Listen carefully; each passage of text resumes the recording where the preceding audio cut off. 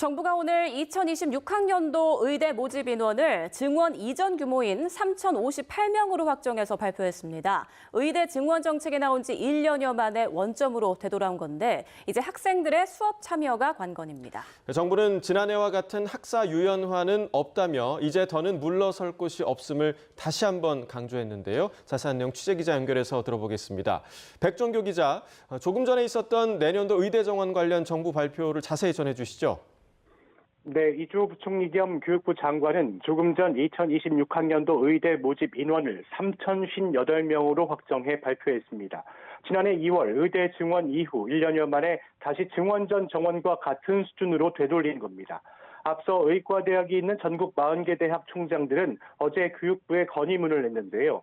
학생 복귀가 만족할 만한 수준은 아니지만 의대 교육 정상화를 위해 모집 인원을 3,058명으로 확정해달라는 내용입니다. 이에 따라 정부는 오늘 발표를 총장들의 건의를 수용하는 형태로 진행했습니다. 그러면서 지금 의대생 수업 참여가 의대 총장들과 학장단이 제시한 수준에 못 미친다는 점도 인정했습니다.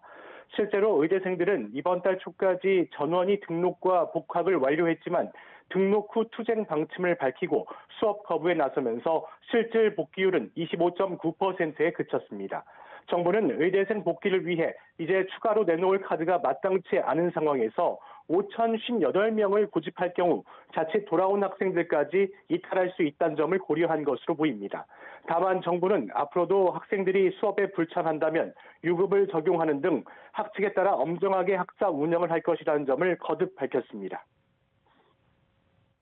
네, 이번 정부 발표에 의대생들이 얼마나 호응하는지가 관건일 것 같은데요. 지금 상황 어떻습니까?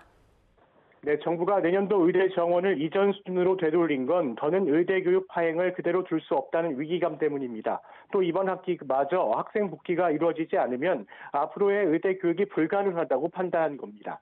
만약 집단 휴학 사태가 1년 더 이어진다면 내년에는 24, 25, 26학번 등 3개 학번 학생 만여 명이 동시에 1학년 수업을 듣는 트리플링 현상이 발생할 수 있다는 우려도 반영됐습니다. 정부의 이번 결정에 대학가에선 비판과 우려가 동시에 나오고 있습니다. 의대생에게만 계속 예외를 인정해 주느냐며 특혜 시비가 일고 있는 것은 물론 또 의대생들의 버티기 전략에 정부가 또 백기를 줬다는 비판도 나오고 있습니다. 이제 관건은 의대생들이 얼마나 호응을 하느냐입니다. 다만 의대생들 의견은 엇갈립니다. 이제 돌아가야 한다는 목소리도 있는 반면 강경파 의대생들은 이번 기회에 원하는 바를 확실히 얻어내야 한다는 주장을 하고 있습니다. 일단 정부가 한 발 물러나 의료계 주장을 받아들이면서 긴장 상태가 다소 완화할 가능성은 있지만 의대생들이 수업에 참여할지는 미지수입니다.